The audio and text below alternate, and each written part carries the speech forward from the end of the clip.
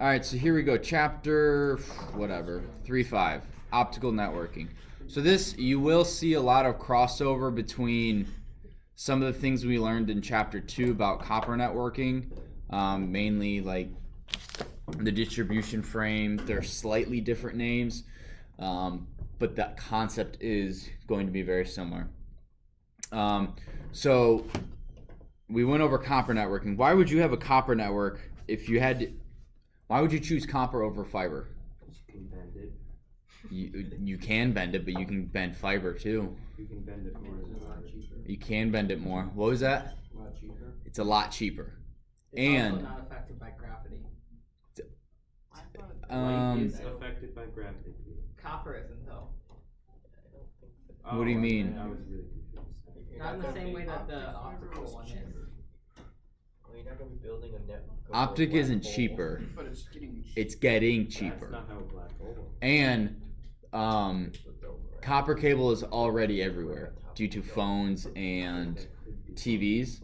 So ease of implementation and getting it someplace is a lot easier than trying to get fiber. And that's going to be, hopefully we get to the video. So let me scroll down a little bit. So defining optical networking. So this is a lot of stuff like you guys should have read, so this shouldn't be new. This is instead of, the TCP or CAT6, like they're just a bunch of new acronyms that you guys probably have never heard before. And it kind of sucks, but we don't have anything here where I can really give you guys like, this is the network and this is that. Most of our stuff is fiber, most of our stuff is copper, and the only fiber we have is basically between IDFs and a few backbone runs. So it's just communication between the Fine Arts Center and here. There's a fiber run that plugs into switches. So we replaced some Ethernet cables with fiber optic cables, and that's about it. We don't have a fiber optic network here. But they are becoming a lot cheaper because they're becoming a lot cheaper. They're becoming more available for everyday people. So they're starting to have it to homes and businesses and things like that. But the telecommunications company has used it for years as the long haul. So going from Chicago to Naperville, they're going to use fiber optic cable as opposed to copper cable. And then once it gets to a location in Naperville, then it goes to copper to the houses and stuff like that. But again, because it's becoming cheaper, they're starting to use it more and more in the last mile. Are you guys familiar with the term last mile? Yeah. So the last mile is basically it's the last mile of travel from you to your ISP. So last mile, it's not actually a mile. It's essentially, you can think of it from the telephone wires to your house. That last mile, that last little bit. It's not the big telecommunications company going through the 300-foot tall electric cables, electric towers, or whatever. It's the last little bit, essentially from the telephone wire into your house. Does that make sense? Yes. Thank you, Colton. You'll get that answer right on the quiz. That might not be in the book, but that will be on the test. What is the last mile? So, dense wave division multiplexing. Who remembers what that is? Peter? That's where you put all sorts of different wavelengths in the same tube together. Perfect. To get more information through. Yep, you turn one physical cable into multiple virtual cables. All right, so this is some stuff you guys need to memorize. This Synchronous, Optical Network, and SDH. Were the North American and international standards for long-haul optical transport for telecommunication for many years. So SONET is Synchronous Optical Network. The net part is network, obviously, and then Synchronous Optical. And then I don't know what Synchronous. I cannot say that word. Synchronous Digital Hierarchy. So basically, are you guys familiar with the TCP/IP? Did we go over that in Ethernet yet? So TCP/IP is Transmission Control Protocol IP address, Internet Protocol. So that is what determines how things talk on the internet, TCP/IP. This is SONET SDH. It's basically the same thing, but with optical fiber. Because you can't have the same rules that apply for TCP/IP with copper can't necessarily work with light, just because it's a different medium, they different speeds, they work differently, so you gotta have different rules. So the rules that deal with optical networking is the SONET SDH, and it defined the standards for network reliability, network management.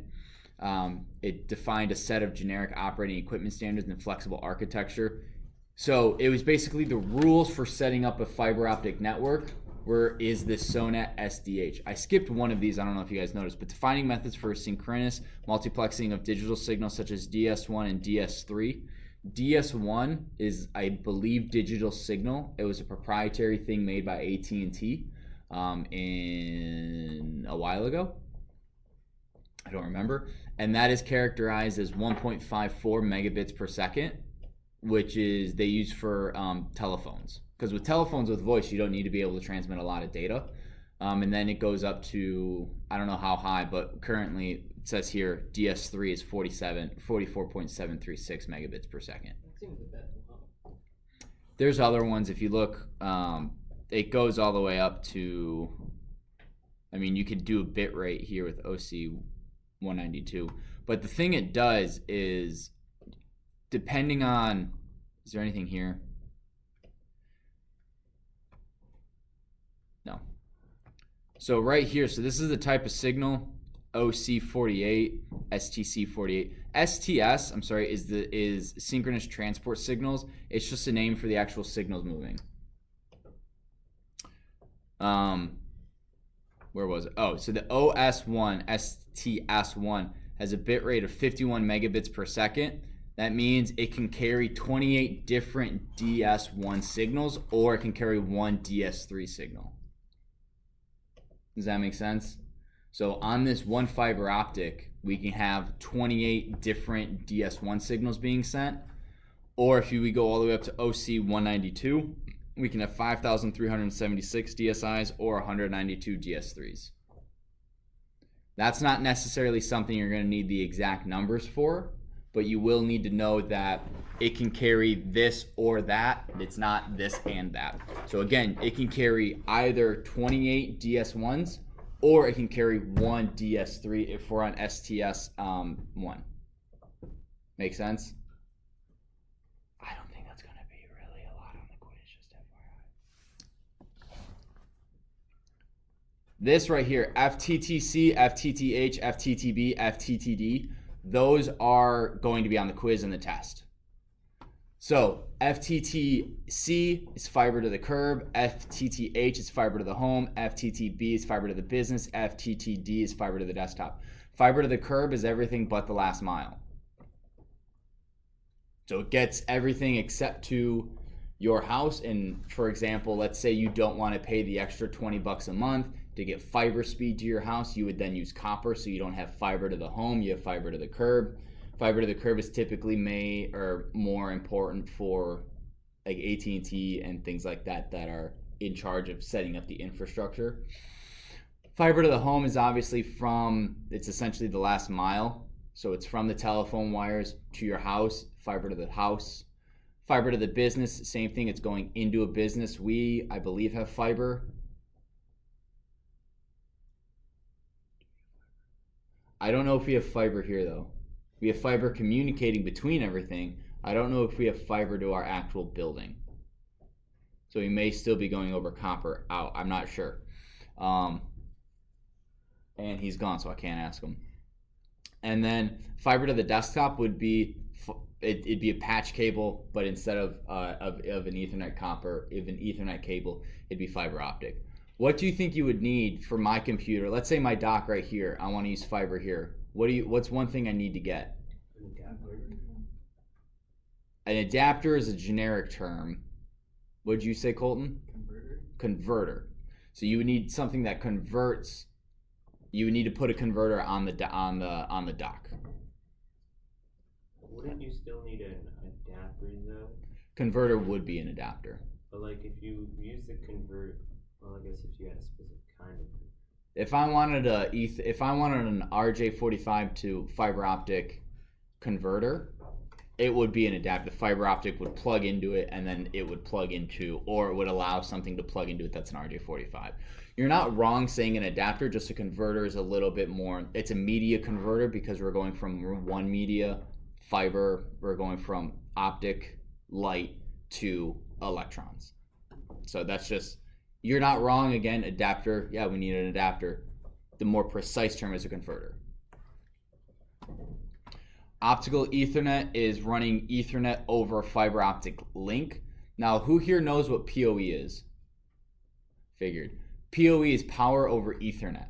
Remember how I said, and I did go over this a little bit, how many wires are in an Ethernet cable? 8. How many are used for transmission? 4. Right. Bonus, anyone know what pairs? 1, 2, 3, 6. Oh my gosh, you guys are awesome. So those extra 2 pairs, 4, 5, 7, 8, aren't being used. With power over Ethernet, what it does is it takes one of those pairs, I can't remember which one, I think it's 4 or 5, but I'm not sure, and it shoots power through it. So if you have a PoE device, you can just plug it in with an Ethernet cable, plug the other end into your switch that provides power, and bada bing, bada boom. You're using power over Ethernet. You can also do power line networking, which is where you do Ethernet over power is what I call it. It's not a tech, that's not actually what it's called, but that's how I remember it. Ethernet over power, what you do is you use, and I think I told you guys about this too, it uses the Ethernet, it uses the copper cables in your house to make its own Ethernet cable. Did I tell you guys about that? Yeah. So what this is the same type of thing, except we're using fiber optic cables to send Ethernet signals. So you have a fiber optic cable, plug it into this converter, this thing, or if it might go into a switch or whatever. And then it sends it takes the signals from the Ethernet, puts it into the fiber, sends it over the fiber, and then it decodes it back into Ethernet signals at the end. Why would one do that? Why would someone spend the time and money to buy converters and all that and plug it in why can't they just use a long Ethernet cable? Because you can only get an Ethernet cable so long. And what's that distance, Peter? 100 meters. 100 meters, which is approximately how many feet? 300. 310. Fun fact. Approximately. 300. I always do 300. Every time I've ever measured, if I go over 300, I quit. I'm like, nope, can't do it. Got to find another run. Well, then because you want to leave 5 meters on each end. Yes. So, so when you don't want, if the distance between point A and point B is greater than 300 feet or 100 meters, and you'd want to use fiber. Another reason is if you already have fiber in place and you don't want to drag, you already have fiber that's not being used and you don't want to drag and do a cable run of the Ethernet, which I've done for a couple of the cameras, but instead of Ethernet over fiber, it's Ethernet over coax. So the older version, coax cable. You can run Ethernet over coax? You have to buy adapters. They're like $300 for a set of, for one set that comes with a transmitter and a receiver. But you can run Ethernet over coax. You can run PoE over coax too. Because they have coax in like most homes have coax. Very few have Ethernet. Yeah, you can totally do that. So these things right here, these are just some of my notes. This one right here, this 10 base Florida, as I remember it, is the most common specification for for fiber optical Ethernet numerics. So just like we did 10G base T is what? What's 10G base T, Perry? 10 gigabyte copper. Yep, perfect. So this is similar to It's 10 gigabit that, but fiber. what? 10 gigabit fiber. Close, but it's Ethernet over fiber, so it's specific. It's not an entirely fiber cable run. It's using Ethernet parts. So 10 base F is just the generic specification for fiber. You have 10 base Facebook, as I remember it, fiber. This is, I looked it up and I got a little bit more information. This is if you have fiber backbone, but you have Ethernet everywhere else. That's basically what we have. We're pretty much using this 10 base FB. Fiber backbone is how you want to remember it. Don't remember it as Facebook. Fiber backbone. And then 10 base FL. It replaces the FO, that one, and I looked that up. That's fiber optic inter-repeater link. So that's old school. You don't really need to know it, but I just threw it up there in case. But this right here is the most common. Again, you probably won't need, yeah, you'll need to know that the school uses 10 base FB. And then these are more, does it say what these are? Or is this just a continuation? Yeah.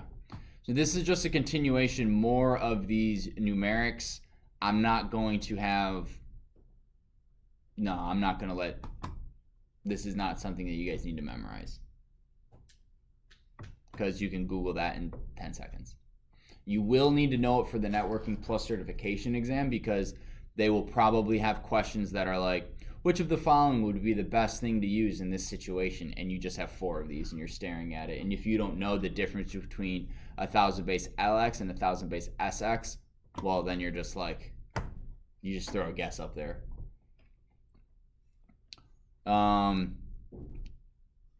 Yeah, so this is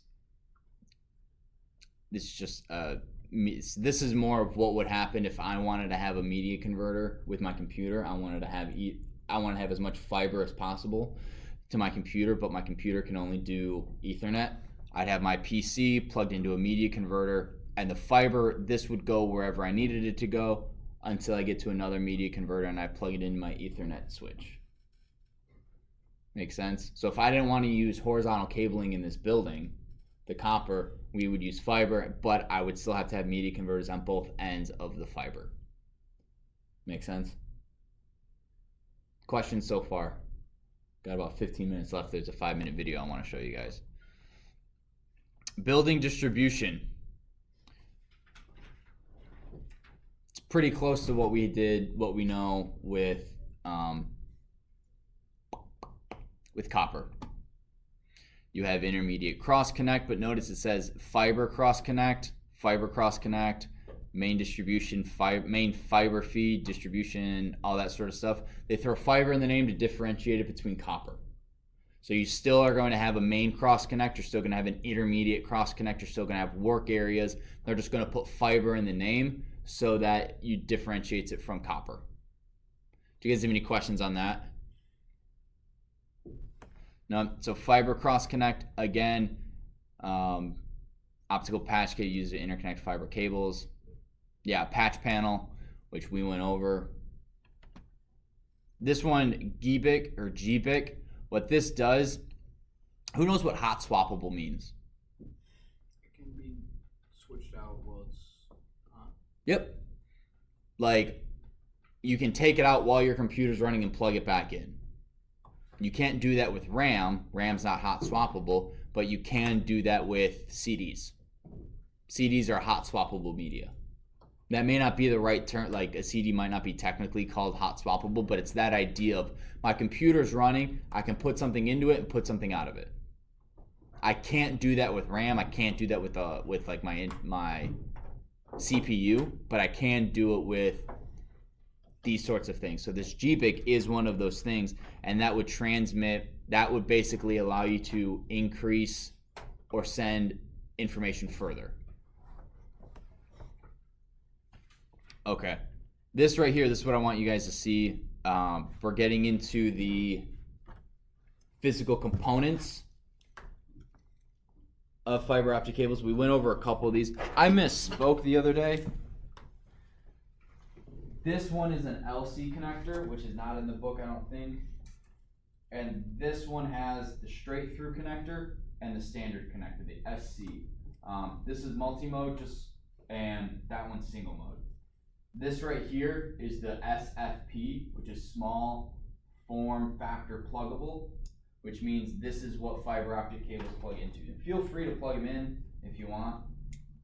And then you would take this and plug this into your switch, and then your switch would be using fiber optic cable.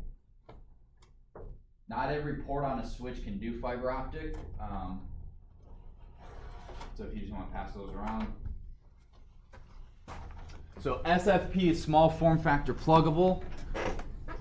That is something you'll need to know.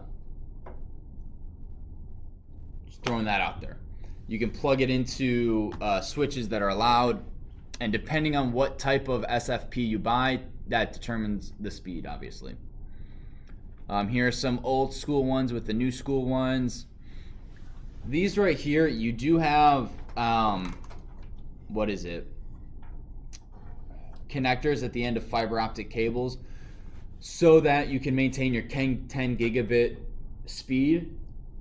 Your speed is only as fast as your slowest piece of the connection. All right? So what does that mean?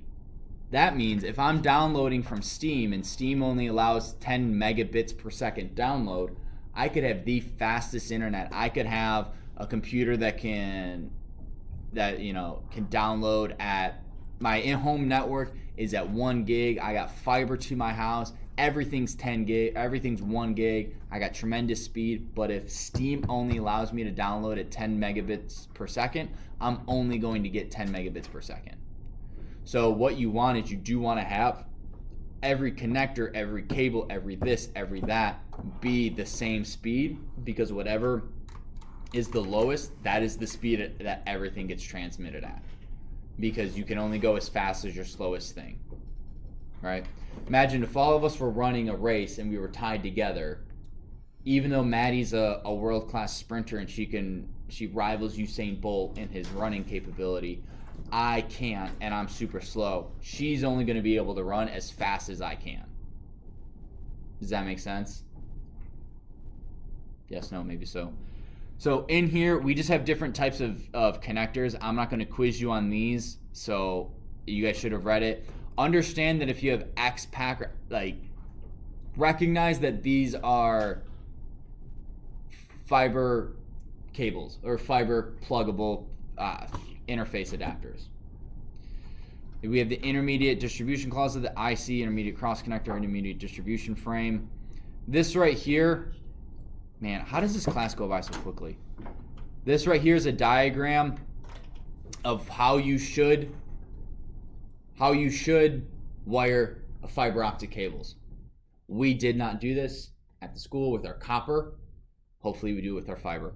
But you really should only have two things that are, so you have your computer, horizontal cabling, IDF, MDF. There really should only be two closets, including the closet where internet comes from, between your computer, thank you, and where it comes in. This right here, so this is how it should look. This is how it should not look. Notice there's ID, so you have IC, so you have an intermediate cross connect 1, intermediate cross connect 2, horizontal cabling, and then your work area, as opposed to over here where you just have your work area, horizontal cabling, ICMD. So you may need to know what the 2 deep rule means, and that's just the number of hops between your computer and the MDF should be 2 or less. Campus distribution, you have a logical fiber map and a physical fiber map. Joseph, what do you think a logical fiber map is versus a physical fiber map? Physical would be where the wires are actually running, and logical is like the topology. Yes, you're very close. Physical is a physical actual, this is the location, it's 100 feet outside of this building, it plugs into this building looks like this. A logical fiber map is like, okay, this building is represented by this square is connected to this building, and this is I don't have the distance, I don't know, I just have the logical, technical information that I need to figure out where A and B is. This right here is a logical map. If I were to put this over a map of the location of what it is, or let's say it's our school, the map would not line up in any way, shape, or form. The distance wouldn't, the actual location of things, the angle of the cables, the distance between the cables, none of that would line up. But it does tell you that my demarcation point is in 1 here. That goes to 2 and 3. And this is just how every building is mapped. Question. What would happen if building 2 went down? How would building 12 talk? What would the path be? 4. Yeah, 4. Building 2. If building 2 went down, or wait, did I say 2 or 3? 2. I meant to say 3. If building 3 went down, how would building 12 communicate with building 1? It'd go 11, 5, 6, 7, 4, 2, 1. We also have, and I think, let me just read this right, fiber backbone. So this is the primary demarcation point is A, but we also have a secondary one. It should be in 2, if I read this right. Internet lane can be switched to building 2. So if building 1 went down, you could have a secondary one go to building 2. Yes, Joseph. Does the 2 deep rule also apply to copper, or is it just fiber? I think it's just fiber. I mean, you probably should build your network like this as opposed to this, but sometimes ease and speed sometimes override proper work, which sounds really bad, but if it's like, hey, listen, we need a computer lab in this room in 3 days. Okay, I'm not going to run every single one of these computers through the wall downstairs or next door. What I'm going to do is I'm going to set up a switch, run 1 cable, and then have everything go to here, which is what we did next door before we moved everything back in here. We had a switch. It was essentially its own IDF, was that room, was 204. And it's just one of those things where it's like, I need to get this done in 3 days. I don't have the time. I would love to do it right, but my bosses I can't. So I have to do it good enough to move on. So this is a logical, these right here, 12, 12, 12 multi-mode, 12 single mode. Fiber cables are pulled in groups of 12. So if we saw, oh, and this is a physical map. So this is literally where the cables actually run. Parallel to this road, perpendicular, up this, down this, all that sort of stuff. And these circle with letters, those are splice points. So this is, hey, I made a splice there. So if you had an issue, you could very easily say, between splice AT and AS, we're having an issue. You could find it and go, okay, so somewhere in here, well, maybe there was a car accident, or maybe some kids were doing a dare and they started digging stuff up, or there was a lightning strike, or something like that. So these split points allow you to find where things are. That's one use for them. Everything is ran in groups of 12, so 12 multi-mode, 12 single mode. So a 3648 cable pull will have 3 bundles of multi-mode, 4 bundles of single mode. They will all be color coded as well. And I know I'm throwing a lot of info at you, but you should have read this.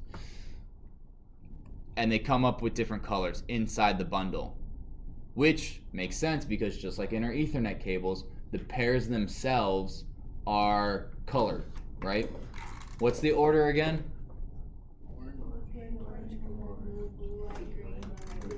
Boom! Yeah. And as cable gets newer, you can, it's getting cheaper. So newer cable's cheaper, so they're able to pull that. Oh, darn. And then one thing you got to keep in mind, if you are running fiber, you have to dig trenches and have it go underground. That way it doesn't get screwed up by someone running over it or walking over it, or a dog chewing it, or rain getting on it. That's about it. Do you guys have any questions? So 3.6 is just how to stay safe. You guys will read that. We'll go over that tomorrow. There's this video I want to watch, which is a Linus Tech Tips, and it is the differences between the two. And I think I like his stuff. Oh, it's an old one. It's a tech. Oh, it's yeah. Whatever. Copper versus fiber. Which will win? It's the ultimate battle of the networking communications cables. Copper versus fiber. Which will win the ultimate bandwidth challenge and send his opponent's ping crying home to mama? Let's begin with the key characteristics of those good old reliable copper phone lines. That's right, the same basic infrastructure that we've been using since the beginning of the 20th century. Copper is highly conductive. This is what makes it so great for carrying the power to your home that you need to do all the things that are important that you need to do there. And copper wires use the movement of electrons to carry signals by modulating a waveform at one end, then demodulating it at the other end to convert the patterns in the waveform into an analog or a digital signal. A device that modulates and demodulates is called a modem. The problem is that copper, even higher bandwidth coaxial cables, can carry only a small number of waveforms, limiting its maximum data capacity. And these waveforms degrade very quickly as the distance between the communications devices increases. In fact, copper only has two main advantages today. One, it's much less expensive per unit distance than fiber, and two, it's already deployed basically everywhere. Thanks, telephone and television. Modern fiber optic cable, invented by Corning Inc. in the 70s, changed the game completely by allowing the use of light bursts to carry a signal instead of waves traveling through metal. Today, these cables are made up of a highly transparent, flexible glass core wrapped in a series of layers that protect both the integrity of the signal in the glass and the structure of the glass inside from the elements.